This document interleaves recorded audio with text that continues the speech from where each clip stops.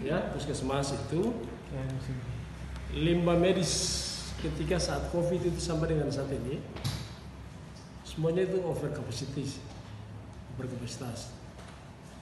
udah penuh. Padahal limbah medis itu kan itu diklasifikasi B3, beracun berbahaya.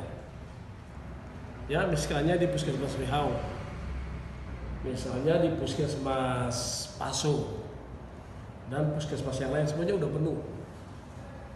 Nah, kalau tidak segera diangkat oleh yang namanya kebersihan, itu pasti berakibat fatal bagi lingkungan di sekitar. Kan kalau ada rembesan misalnya sumur, kan kayak begitu. Dinas Kesehatan itu udah mulai berproses, udah menyampaikan resmi ke pihak Pemkot.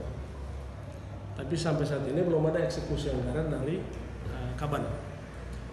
Nah, karena itu lewat kawan-kawan media kami minta agar yang namanya seluruh puskesmas itu harus dibersihkan dari klasifikasi limbah medis yang adalah B3 itu.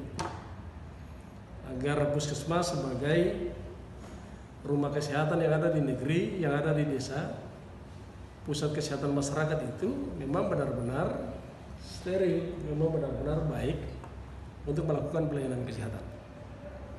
Terima kasih sudah nonton. Jangan lupa like, subscribe, dan share ya.